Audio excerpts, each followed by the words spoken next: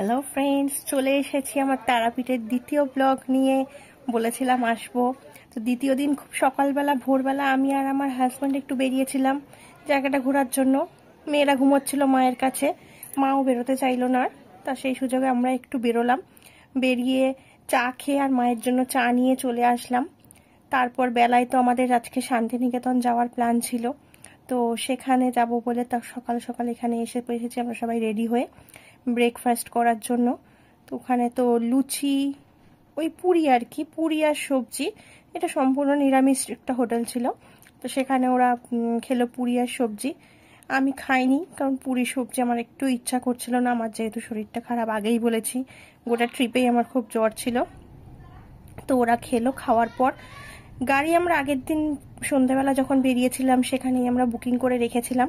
তো আগের দিন থেকে বুকিং করতে হয়, কতজন আছি সেই মতো গাড়িগুলো বুকিং হয়, কি গাড়ি দেবে। তো আমরা যেহেতু 5 জন ছিলাম, 5 জন হিসাবে আমাদের ছোট গাড়িতেই হয়ে গেছে।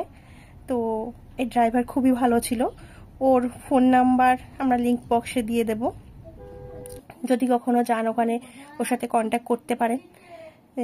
তো আমরা সেখান থেকে গাড়ি বুকিং করে আমরা চলে গেলাম শান্তিনিকেতনের উদ্দেশ্যে। এটা রেট ছিল ওই 2500 থেকে 2800, যেহেতু আমরা শুধু শান্তিনিকেতন ট্যুরটা করেছিলাম। ওখানে শান্তিনিকেতন, বক্রেশ্বর, মেসেঞ্জার একসাথে 3টে ট্যুর হয়, কিন্তু ওগুলো সবই যাওয়া আছে, শান্তিনিকেতনও এর আগে যাওয়া আছে। কিন্তু তবু মেয়েদের আর একবার, মেয়েরা তখন অনেক ছোট ছিল, ওদেরকে আর একবার শান্তিনিকেতন দেখাবো বলে গেলাম। আর এতটা গরম ছিল তাই মেসেঞ্জার বা বক্রেশ্বর যাওয়ার মতো রিস্কটা নিইনি, কারণ অনেকটা দূর হয়ে যেত। এই যে নদীটা দেখতে পাচ্ছেন, এটা হলো ময়ূরাক্ষী নদী। তো ওখানে একটা ছোট্ট একটা টোল ট্যাক্স ছিল এই নদীটা পার হওয়ার জন্য।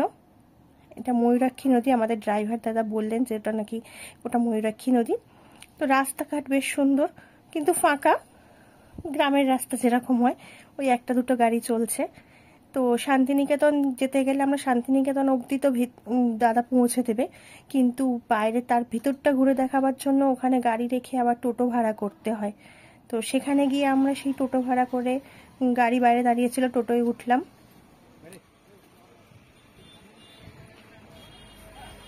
এই তালুকদার বাড়িতে বসবাস অঙ্কিত টিচার, সেই সঙ্গে সেন মহাশয়, উনি ছিলেন গুণিকি টিচার। তিনি বুঝিয়ে গেছেন যত প্রফেসর খুঁটি বাড়িতে বাস করা যায়, তাই খুঁটি বাড়িতে ভিত্তি করে কলকাতা জোয়ারসঙ্গী রবীন্দ্রনাথের কবিতা ক্লাস 3 বই লেখা আছে, যে তাল গাছ এক পায়ে দাঁড়িয়ে সব গাছ ছাড়িয়ে উঁকি মেলা করছে, সেই প্লেসটা পুরোটাই। এটাই পুরো ব্রাহ্ম সমাজ। সেই ব্রাহ্ম সমাজে কোনো মূর্তি পুজো হয় না, বুঝলেন তো। ব্রাহ্ম সমাজের মূর্তিকে বিশ্বাস করতেন না, ওই জন্য প্রত্যেক বুধবার সকাল 6টা থেকে এই বাড়িটার মধ্যে উপাসনা হয়। এই বাড়িটার মধ্যে কিন্তু আমরা সবাই ঢুকতে হবেন, কিন্তু আপনাকে এই ড্রেসে ঢুকতে দেবে না। এখানে ব্রাহ্ম সমাজ ড্রেস পরে এর মধ্যে ঢুকতে হবে। রবীন্দ্রনাথ ঠাকুর 1 টাকা বিনিময়ে 20 বিঘে জায়গা কেনার পর উনি যে প্রথম পাকা বাড়ি তৈরি করেছিলেন ওই বাড়িটিকে।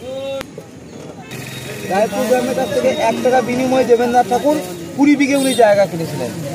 ছোট্ট বাণী লেখা আছে, তিনি আমার প্রাণে আরাম, মনে আনন্দ, আত্মার শান্তি।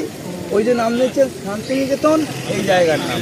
আদি দেখছেন এই যে কালচারটা, এটি নাম হচ্ছে সাঁওতাল এক আদিবাসী ফ্যামিলি পরিবার। এনারা এক গ্রাম থেকে এক গ্রাম যাচ্ছেন কায়ের সন্ধানে। এই মুহূর্তে রামকি করে বেশ দেখে 1938 সালে তৈরি করে, বুঝলেন তো। গুটি মোরাম সিমেন্ট বালি দিয়ে তৈরি করে এটা ক্লাস সহজ পাঠের মধ্যে ক্লাস 2 বই দেওয়া আছে। অমর্ত্য সেনের বয়স হচ্ছে 90 বছর। উনি এখন লন্ডনে বেশিরভাগ থাকেন। এই কিছুদিন আগে উনি এসেছিলেন বাড়িটার মধ্যে, একবার থেকেছিলেন, তারপর চলে গেছেন, বুঝলেন তো। দই বিক্রি হচ্ছিল, দই আর রাবড়ি। তো কেউ কেউ দই খেলো, কেউ রাবড়ি খেলো। আমি অবশ্য দুটোই খেয়েছিলাম, কারণ আমি সকাল থেকে কিছু খাইনি, আমার ওটা খেতে বেশ ভালো লাগছিল। তো আমি দুটোই টেস্ট করলাম, বেশ ভালো। শান্তিনিকেতনের লাল দই আর ছিল। তারপর টোটোর দাদাকে তার ভাড়া মিটিয়ে তাকে আমরা ধন্যবাদ দিয়ে চলে আসলাম। এরপর আমাদের ড্রাইভার দাদা ওখান থেকে আমাদের দুপুরের লাঞ্চের জন্য নিয়ে আসলো একটা ছোট্ট হোটেলে, সেখানে মিল নেওয়া হয়েছিল। তো আমার বড় মেয়ে, ওরা তো নিরামিষ খাবে না, ওরা খেতে চাইছে না, তো ওরা মটন খাবে বলেছিল বলে ওদের জন্য আলাদাভাবে মটন নেওয়া হয়েছিল। তো অনেক ধরনের, 3 ধরনের সবজি ছিল, পোস্ত ছিল, আলু পটলের তরকারি ছিল, প্রথম পাতে ঘি দেওয়া হয়েছিল, বেগুনি দেখতেই পাচ্ছেন, একটু করে টক দই দেওয়া ছিল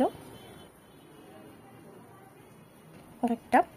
তো ওখান থেকে খাওয়া হলো, মেয়েদেরকে খাইয়ে দাইয়ে এরপর আমরা গাড়িতে আবার উঠে পড়লাম। কিন্তু কোথায় যাচ্ছি সেটা তো এখনই বলবো না, সেটা জানার জন্য আমার সাথে যেতে হবে আমি কোথায় যাচ্ছি। চলো তাহলে এর পরের ভিডিওতে নিয়ে আসছি এবারে আমি কোথায় গেলাম। কেমন লাগলো অবশ্যই জানিও, শেয়ার করো। টাটা।